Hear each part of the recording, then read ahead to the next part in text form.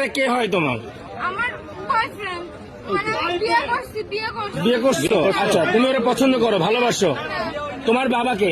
আমার আব্বু ওই যে। ওরা আমি চিনি তো, আমার এই যে ইনি তোমার বাবা, উনি তোমার নিতে আসছে, তুমি কি তার সাথে যাবা? আমি ওনার সাথে যাবো।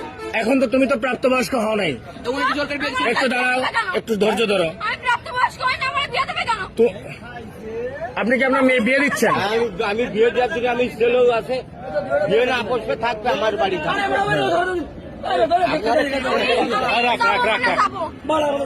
তুমি কি ওর সাথে যাবা? এখন তুমি তো প্রাপ্তবয়স্ক হও নাই। আমি ওর আব্বুর সাথে কথা বলছি।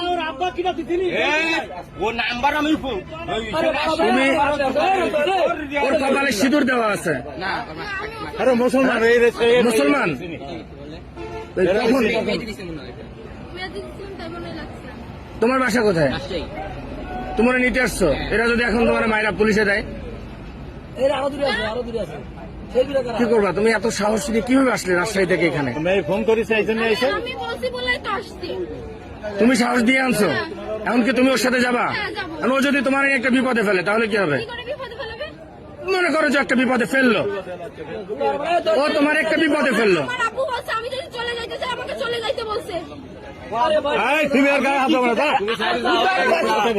আমি যা বলছি আমি আর খেবো না, খেবো না, খেবো না, খেবো না, আমি যাবো না।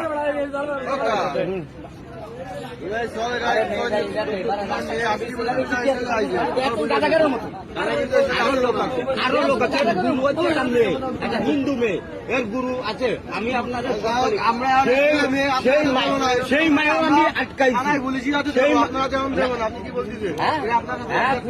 না না না, প্রশাসনের বাইরে দেওয়া যাবে না। তোমরা একটু এদিকে আসো, আমার সাথে আসো, তোমরা একটু এদিকে আসো, এদিকে আসো। হ্যাঁ ভাই, এটা আমার একটু এদিকে আসো আমার সাথে। কেউ গায়ে হাত দেবে না, কেউ গায়ে হাত দেবে না, আমি তোমাকে বললাম। এদিকে আসো, আমার সাথে আসো, এদিকে আসো।